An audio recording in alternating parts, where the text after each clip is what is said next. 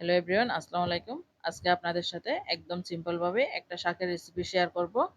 এই শাকগুলাকে আমরা শাক বলে থাকি। আপনারা কি শাক বলেন অবশ্যই কমেন্ট করে জানাবেন।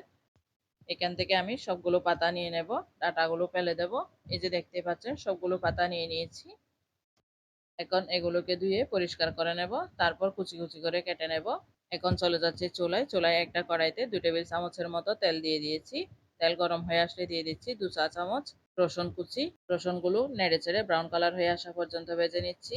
রসুনগুলো ব্রাউন কালার হয়ে আসলে দিয়ে দিচ্ছি একটা মাঝারি সাইজের টমেটোকে লম্বা করে কেটে দিয়েছি। তারপর দিয়ে দিচ্ছি হাফ চা চামচ হলুদ গুঁড়া, 1 চা চামচ ধনিয়া এবং জিরা গুঁড়া, স্বাদ মতো লবণ। এখন মশলাগুলো নেড়ে চেড়ে কষিয়ে নিচ্ছি।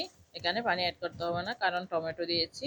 মশলা কষানো হয়ে গেলে দিয়ে দিচ্ছি হাফ কাপ শিমের বিচি। আপনারা শিমের বিচির পরিবর্তে মসুরের ডাল বা বুটের ডাল দিয়েও রান্না করতে পারেন, তবে যে কোনো ধরনের শিম বিচি দিয়ে রান্না করলে শাকের টেস্ট ভালো আসে। এখন অল্প করে পানি দিয়ে ঢেকে শিম বিচিগুলো সিদ্ধ করে নেব।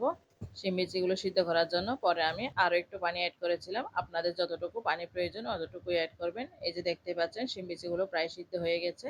এই পর্যায়ে দিয়ে দিচ্ছি কেটে রাখা শাক। এই যে দেখতে পাচ্ছেন আমি শাকগুলো কুচি কুচি করে কেটে নিয়েছি। তারপর দিয়ে দিচ্ছি 5 থেকে 6টা কাঁচামরিচ কুচি। 2-1টা কুচি কুচি করে কেটে নিয়েছি আর 2-1টা ফালি করে কেটে নিয়েছি। এখন নেড়ে ছেড়ে অল্প করে পানি অ্যাড করে দিচ্ছি। পানি কিন্তু বেশি দেওয়া যাবে না, শাক থেকে পানি বের হবে। এখন ঢেকে দিয়ে শাকগুলো সিদ্ধ করে নিচ্ছি। এই যে দেখতেই পাচ্ছেন শাক সিদ্ধ হয়ে গেছে। এই শাকগুলো কিন্তু বেশিক্ষণ সিদ্ধ করতে হয় না। আপনাদের যদি মনে হয় যে এই পর্যায়ে শাকগুলো চাড়া চাড়া হয়ে আছে, তখন 1 চা চামচের মতো ময়দা বা চালের গুঁড়া পানিতে গুলিয়ে তারপর অ্যাড করে দিতে পারেন। রান্না করার পর এই শাকগুলো কিন্তু একটু ছড়া ছড়াই থাকে।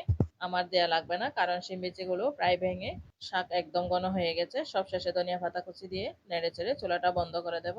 এই যে দেখতে পাচ্ছেন শাক রান্না করা শেষ। এখন গরম গরম ভাতের সাথে পরিবেশন করতে পারেন। আশা করি আজকের রেসিপিটা ভালো লাগবে। ভালো লাগলে চ্যানেলটি সাবস্ক্রাইব করে রাখতে পারেন, আর যারা পেজ থেকে দেখছেন পেজ ফলো দিয়ে রাখবেন। আল্লাহ হাফেজ।